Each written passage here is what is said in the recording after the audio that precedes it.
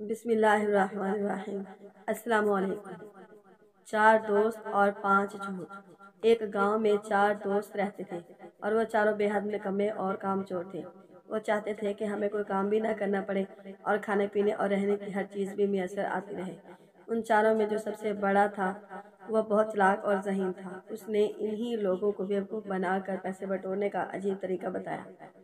اس نے کہا کہ ہم کسی دوسرے گاؤں میں چلے جاتے ہیں، وہاں کے لوگ ہمارے لیے اجنبی ہوں گے اور ہم ان کے لیے اجنبی ہوں گے۔ ہم گاؤں کے امیر لوگوں کے پاس جا کر جھوٹ موٹ کی کہانیاں سنائیں گے اور اپنی مظلومیت بیان کریں گے، یوں ہمیں کچھ نہ کچھ پیسے مل ہی جائیں گے۔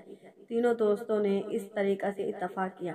چنانچہ اگلے دن ہی چاروں دوست سفر کے لیے روانہ ہوئے اور ایک گاؤں میں پہنچے۔ وہاں کے امیر لوگوں کے پاس جا کر عجیب و غریب جھوٹی کہانیاں گڑھتے اور بعض دفعہ اپنی مظلومیت بیان کرتے تو لوگ ان کو پیسے دے دیتے۔ جب یہ چاروں گاؤں کے امیر لوگوں کو اچھی طرح لوٹ لیتے اور گاؤں کے لوگ ان کی چالاکیوں اور مکاریوں کو سمجھنے لگتے تو یہ اس گاؤں سے بھاگ کر کسی دوسرے گاؤں میں پہنچ جاتے، وہاں کے لوگوں کو بے وقوف بنانے لگتے۔ اسی طرح انہوں نے اچھا خاصا مال جمع کر لیا اور جھوٹ بولنے میں مہارت ہو گئی تھی۔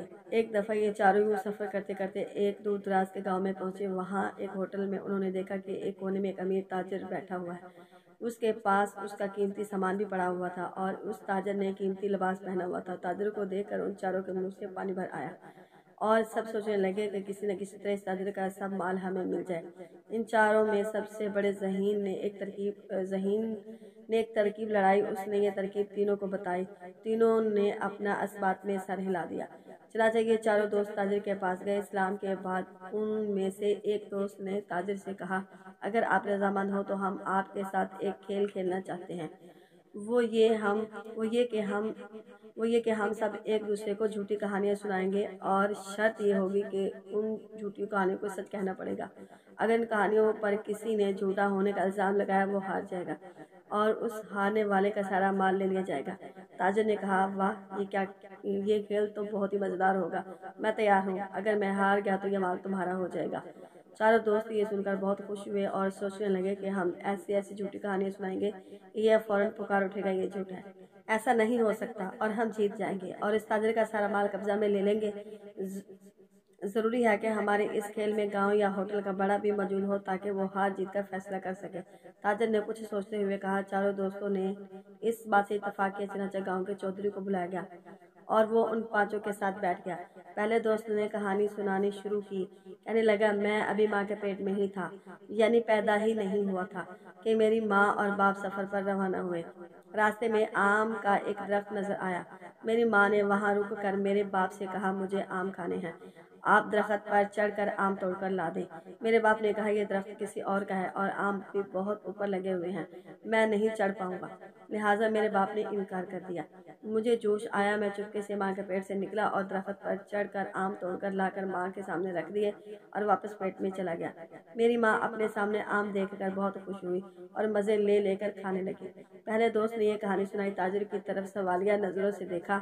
تاجر نے کہا، واہ، کیا زبردست کہانی ہے، ماں کے کام آئے۔ یہ کہانی کیسے جھوٹی ہو سکتی ہے؟ نہیں، یہ بالکل سچی کہانی ہے۔ پہلے دوست نے جب یہ سنا تو منہ بنا کر ایک طرف بیٹھ گیا۔ اب دوسرے دوست کی باری تھی۔ وہ کہنے لگا، میری عمر ابھی صرف 7 سال کی تھی، مجھے شکار کھیلنے کا بے حد شوق تھا۔ ایک دفعہ میں جنگل گیا، وہاں اچانک مجھے دور ایک خرگوش نظر آیا۔ میں اس کے پیچھے دوڑا یہاں تک کہ میں اس کے قریب پہنچ گیا۔ جب میں اس کے پاس پہنچا تو معلوم ہوا کہ وہ خرگوش نہیں ہے بلکہ شیر ہے۔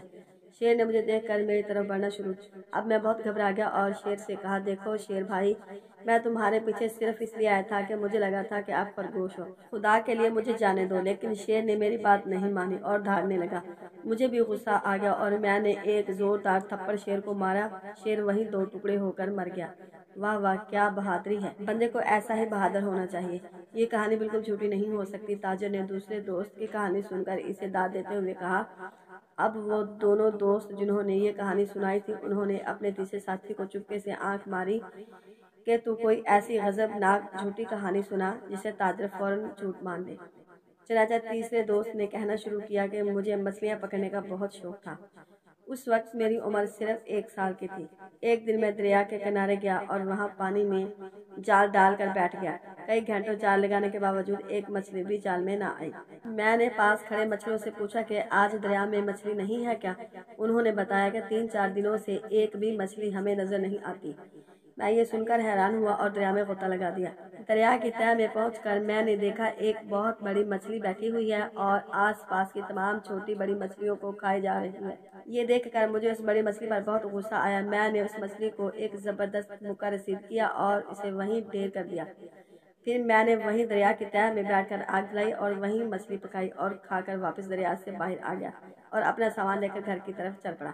तीसरे ने कहानी सुनाकर उम्मीद भरी नजरों से ताजिर की तरफ देखा। ताजिर ने कहा, बहुत अच्छी कहानी है। दरिया की सब छोटी मछलियों को आज़ादी दिलाई, कितना नेकी का काम है। बिल्कुल सच्ची कहानी है। अब चौथे दोस्त की बारी थी। उसने कहना शुरू किया, मेरी उम्र सिर्फ 2 साल की थी। एक दिन मैं जंगल में गया। वहाँ खजूरों के बड़े बड़े दरख्त थे और उन पर खजूरें बहुत लगी हुई थी। मेरा दिल चाहा कि मैं खजूरें खाऊं। चनाचा मैं दरख्त पर चढ़ा और पेट भर कर खजूरें खाई। जब मैंने दरख्त से नीचे उतरने का इरादा किया, मुझे लगा मैं नीचे उतरते उतरते गिर जाऊंगा। मैं भूल गया था कि दरख्त से कैसे नीचे उतरते हैं।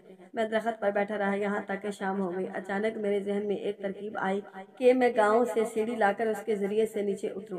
चनाचा मैं गांव गया, वहां से सीढ़ी उठाकर दरख्त के साथ लगाई और उसके जरिए नीचे उतर आया। अब चारों दोस्तों ने उम्मीद भरी नजरों से देखा कि ताजिर अब जरूर कह देगा नहीं, ये कहानी झूठी है। लेकिन ताजिर ने आगे बढ़कर चौथे से हाथ मिलाया और कहने लगा, क्या जबरदस्त दिमाग पाया है। ऐसी तरकीब तो ज़हीन आदमी के ज़हन में ही आ सकती है। बिल्कुल सच्ची कहानी मालूम होती है। अब तो चारों घबरा गए और कहीं हम हार न जाएं और हमारा सारा माल ही ताजिर ले उड़ेगा। कहानी सुनाने की बारी अब ताजिर की थी। ताजिर कहने लगा, मैंने बहुत साल पहले एक खूबसूरत बाग लगाया था। उस बाग में एक सुनहरी रंग का बहुत नायाब दरख्त था। मैं उसकी खूब हिफाजत करता था और उसको पानी रोज देता था। यहाँ तक कि 1 साल बाद उस दरख्त पर 4 सुनहरे रंग के सेब नमूदार हुए। वो सेब बहुत खूबसूरत थे, इसलिए मैंने उनको नहीं तोड़ा और दरख्त पर लगा रहने दिया। एक दिन मैं अपने बाग में काम कर रहा था। अचानक उन 4 सेबों से एक आदमी निकला, चूँकि ये 4 आदमी मेरे बाग के एक दरख्त से निकले थे और इसलिए मैंने उनको अपना गुलाम बना लिया और चारों को अपने काम पर लगा दिया। लेकिन ये चारों बहुत निकम्मे और कामचोर थे। एक दिन ये चारों भाग गए और खुदा का शुक्र है आज वो चारों गुलाम मेरे सामने बैठे हैं। ये कहानी सुनकर चारों दोस्तों के होशो हवास उड़ गए। गांव के चौधरी ने पूछा, हाँ बताओ, ये कहानी सच्ची है या झूठी? दोस्तों के हाथ पांव ठंडे हो गए। ताजिर की इस कहानी को झूठ कहे तो उनका सारा माल ताजिर का हो जाता, अगर सच कहे तो ताजिर के गुलाम करार पाते। चनाचा चारों खामोश हो गए, न हाँ में जवाब दिया न ना में। गांव के चौधरी ने उनको चुप देखकर ताजिर के हक में फैसला कर दिया, ये चारों तुम्हारे गुलाम हैं। ये सुनकर वो चारों ताजिर के कदमों में गिर पड़े और माफिया मांगने लगे। ताजिर ने चौधरी से कहा, ये चारों भागे हुए मेरा सारा सामान भी साथ लेकर भागे थे।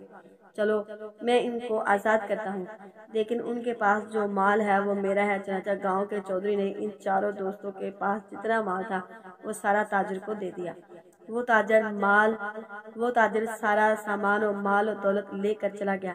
ये चारों बहुत सख्त परेशान हुए। इन्हें झूठ की निहायत ही बुरी सजा मिली। चारों दोस्तों ने ये इरादा किया कि कभी भी दोबारा झूठ का सहारा नहीं लेंगे और मेहनत करके रोजी कमाएंगे। चारों वापस अपने गांव चले गए और झूठ से तौबा कर ली। अगर वीडियो अच्छी लगे तो इसे लाइक और शेयर करें और कमेंट बॉक्स में अपनी राय का इजहार जरूर फरमाएं।